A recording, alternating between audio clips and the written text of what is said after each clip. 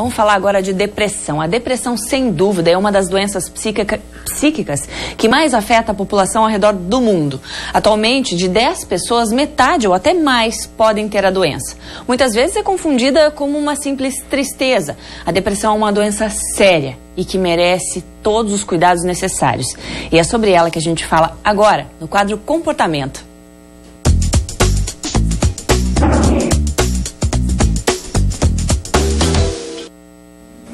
E o psiquiatra Ricardo José Zimmer já está aqui com a gente. Vamos bater um papo bem legal. Aliás, aproveita, manda sua pergunta no nosso WhatsApp, tira sua dúvida aqui. Ele está aqui para te responder. Boa tarde, Ricardo, seja bem-vindo. Boa tarde, Gisele. Grato da oportunidade de novo estar aqui com vocês, podendo falar de um assunto que é tão importante, que traz tanto sofrimento para as pessoas. E que a gente vê tanta gente cada vez mais sofrendo com isso, né, Ricardo? É fato.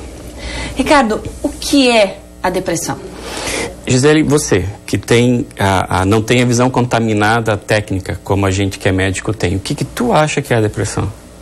Olha, pelo que eu já pesquisei e soube da depressão, fala-se em uma variação realmente dos neurônios, né? Uma queda, e que eu não sei explicar isso tecnicamente. Sim. Mas enfim, algo assim. E também eu vejo como uma tristeza profunda e constante. A pessoa que não consegue ter um ânimo para enfrentar a vida, e aquela tristeza é quase que companheira diária. Isso. Ou é companheira diária. Essa é a minha visão. E tá certa a tua visão. Então, a depressão, justamente, ela tem que ter no mínimo 2 semanas das alterações dos sintomas. Não é só uma tristeza. A tristeza pode ser um dos critérios maiores, mas tu pode ter um outro que é simples e puramente desânimo. Às vezes, principalmente nos adolescentes, é irritabilidade. Então, aquela pessoa que é muito nervosa, que é muito brava, já está preenchendo um critério maior de depressão. E não baixa nada, na verdade, no cérebro, em termos de neurotransmissores. Não falta serotonina no cérebro de alguém que está deprimido. O que acontece? O nosso cérebro, ele funciona como se fosse um computador. Esse computador, ele toca algum programa. Esse programa, ele não responde no teclado como se fosse a gente tocando. É como se fosse um vírus, ele trava. A depressão é mais ou menos isso. É como se fosse um programa que coloca o cérebro num modo de funcionamento que servia muito para a pré-história, que inibe o comportamento exploratório, aumenta a resposta ao estresse. Então funcionava lá atrás. Qualquer bebê, qualquer criança, qualquer ser humano, na verdade qualquer mamífero, já vem com esse programa incutido. A gente tem modelos animais de depressão. A gente faz depressão em cachorro, em golfinho, em baleia, em qualquer animal mamífero vai ter depressão. Claro que não vai dizer que está querendo se matar ou que tem tristeza, mas altera o comportamento. Então é como se determinadas áreas do cérebro começassem a funcionar mais e outras menos. Essa alteração do funcionamento faz com que tenha alteração do comportamento e das emoções. É isso. As causas para a depressão, Ricardo, elas podem ser somente do meio em que a gente se encontra, podem ser questão de comportamento ou alguma tendência genética, enfim, ou até química. O que causa a depressão, de fato? A depressão a gente pode colocá-la, então, em causas endógenas ou exógenas. Exógenas pode ser assim, tipo, ganhei na Mega Sena, como eu já falei esse exemplo antes. Muito estresse, mudança de ambiente, me formei, entrei na faculdade, nasceu filho, casei, separei, troquei, enfim, qualquer coisa, o meu cérebro desperta aquilo. E aí eu começo a viver aqueles sintomas. Muitas vezes são quadros leves ou moderados, raramente são casos graves, que a pessoa começa a ter até delírios, assim, ela fica fora, literalmente fora da casinha. Então, você tem quadros leves, moderados e graves. A depressão, ela tem várias e várias causas, não é uma única causa, são várias causas. E só fica deprimido quem pode, não quem quer. Você tem uma predisposição genética para aquilo. Olha, e como é que acontece isso? Então, assim, a gente não sabe exatamente como, mas a produção das proteínas dentro do cérebro, nos neurônios, faz com que o cérebro mude o funcionamento. E essa mudança do funcionamento cerebral, a gente acaba tendo alteração do nosso comportamento. Então, quando eu estou agindo, me comportando, ou sendo feliz, ou sendo muito triste, eu tenho determinadas vias neuronais sendo usadas na minha cabeça. Quando eu mudo o meu comportamento, eu mudo essas vias. Só que o cérebro gosta daquilo que ele já conhece. Quanto mais ele é preguiçoso. Ele vai pela economia de energia. Na verdade, ele é preguiçoso mesmo. A gente tem uma tendência nata de economia de energia. Por isso que a gente está sentado aqui não correndo. A gente gasta bem menos energia, assim. Então, sempre ele tende a fazer aquilo que ele já fez antes. Quando eu tenho um episódio de depressão, eu tenho 50% de chance de ter um segundo. Ele vai aprendendo. Quando eu tenho um segundo, eu tenho 70%, 80% de chance de ter um terceiro. E tendo um terceiro, é praticamente inevitável que eu vá ter um quarto episódio. Aí que vem o tratamento que muda essa evolução. Eu preciso aprender a funcionar diferente, a ter instrumentos para conseguir colocar no lugar daquilo quando meu cérebro está querendo ir pelo instinto que é deprimir, me deixar parado, quieto, esperando o ambiente mudar. Dá para dar um exemplo prático desse tratamento que pode ajudar a sair desse quadro e evitar que ele aconteça o próximo quadro de depressão? Então, por exemplo, a terapia cognitivo-comportamental, ela ajuda a trabalhar as crenças, ou seja, as ideias, que são coisas que a gente chama egocintônicas, ou seja, aquilo que a pessoa acredita como sendo verdade. Quando a gente está deprimido, a gente acha que o mundo não faz sentido, que eu sou o pior ser humano do mundo. Até uma vez uma paciente me deu um exemplo assim que eu achei excepcional. Ela disse: doutor, eu estava me sentindo o cocô do cavalo do bandido do filme de faroeste, ou seja, pior da pior coisa. Essa ideia, ela não é verdadeira, mas a emoção de tristeza faz com que eu acredite nela. E aí eu começo a me comportar como se aquilo fosse verdade. Esse comportamento, então, quando eu mudo o comportamento, quando eu finjo que eu estou bem, quando eu ativo o meu comportamento, quando eu vou, por exemplo, fazer caminhadas, quando eu reflito sobre aquilo que eu estou pensando de uma forma automática, eu começo a mudar o meu jeito de ver o mundo, a mudar o meu jeito de enfrentar as coisas.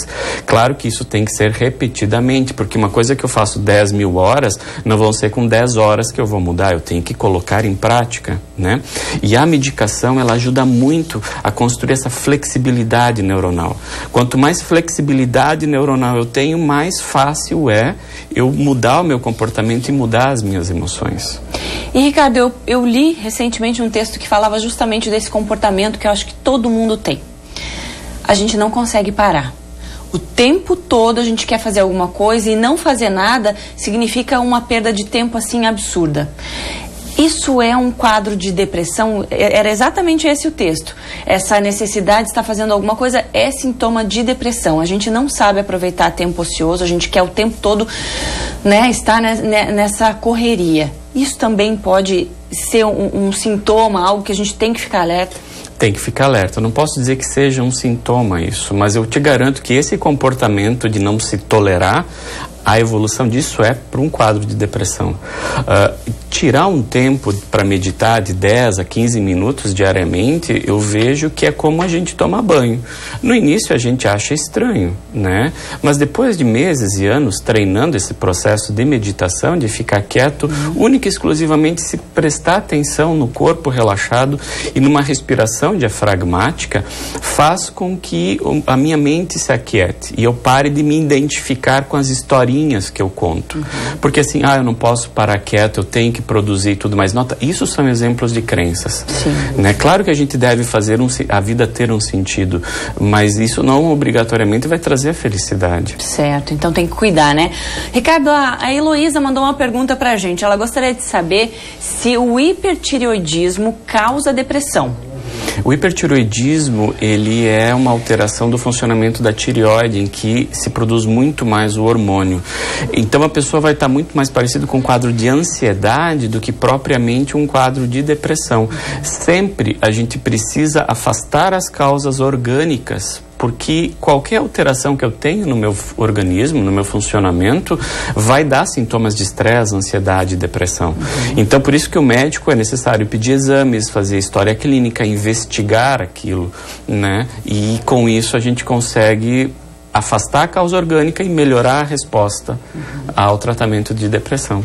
E aproveitando a pergunta da Heloísa, o estresse, a ansiedade, elas têm alguma ligação com a depressão? Isso tem alguma interligação entre elas? Total. O início, o estresse, a resposta fisiológica do nosso organismo, alguma demanda, alguma dificuldade. No segundo momento vem o quadro de ansiedade propriamente, e o quadro de ansiedade evoluindo, ele acaba por entrando em falência e a pessoa deprimindo.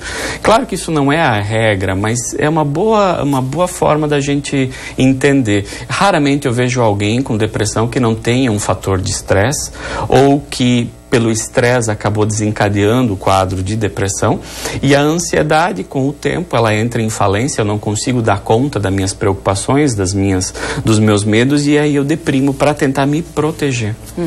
Então, quer dizer, cuidar e observar, né? Principalmente, então, não só cuidar e observar, sim, também, mas assim, se exercitar e tirar um tempo para não fazer nada. Não precisa ser mais que 5 minutos. Olha só, é pouquinho. Parar, fecha os olhos, sentado, respira, relaxa o corpo e deixa a mente gastar tudo aquilo que ela está contando, todas aquelas histórias. Observe a sua mente, observe a sua cabeça, o que passa na tua cabeça, e simplesmente observe aquilo, deixa a mente cansar. No início, nos primeiros meses, fazendo essas práticas de meditação, ou de relaxamento, a gente pode chamar assim, é mais sofrido, é mais doloroso, mas com o passar do tempo acaba sendo, não fazer isso, acaba sendo como não tomar banho um dia, a gente se sente mal, desconfortável. É o treino, a prática. É treino, né? Isso. Inclusive tem uma técnica que eu acho legal, não sei como meditar, não sei como fazer. Presta atenção na respiração, né? Isso. Só na respiração, nesses 5 minutos é difícil, mas acostuma. Tem mais uma pergunta, Ricardo. A Marli Riplinger, boa tarde, tudo bem, Marli? Ela disse, estou aborrecida desde o dia 21 de outubro, não consigo saber por quê. Não consigo sair de casa. Pode ser sintoma de depressão, Ricardo? Possivelmente seja, porque é muito tempo. E assim, não sair de casa, claro que ela consegue sair de casa. Nota o que é uma crença? As pernas dela estão funcionando, ela consegue caminhar. Então a pessoa consegue sair de casa. Só que como ela não deve ter ânimo, ela não deve ter gratificação em sair de casa, ela acredita que não consegue. Mas não tem gente que tem medo, começa a ficar com aquele não posso, daí começa a acelerar o coração e começa a ter sintomas que eu já... Legal. Isso é muito comum, é legal você trazer isso pra gente, conversar aqui, porque nota, o problema não é o ter medo, é a ideia que eu faço de ter medo. Nota, aí de novo vem a crença. Que ideia que eu tenho a partir das minhas emoções? Se eu tô triste, então eu não consigo dar conta das coisas. Tá, sendo feliz vai ser mais fácil, mas não é obrigatoriamente necessário você estar feliz ou ter ânimo para fazer as coisas. Caso você pegue e comece a ativar o teu comportamento, tu muda o funcionamento, tu vira a chave.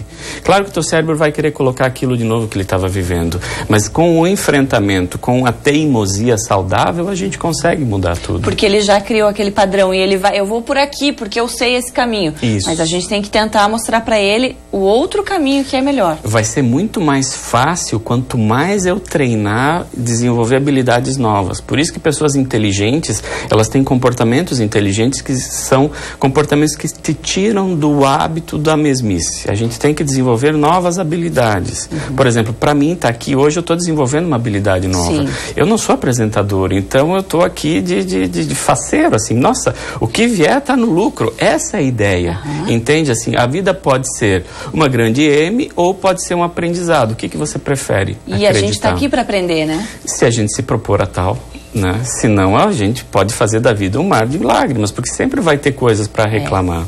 Isso é verdade. É hábito também reclamar, né? Então vamos tentar não reclamar e tentar ver a vida de uma forma melhor para habituar o nosso cérebro a ser mais feliz.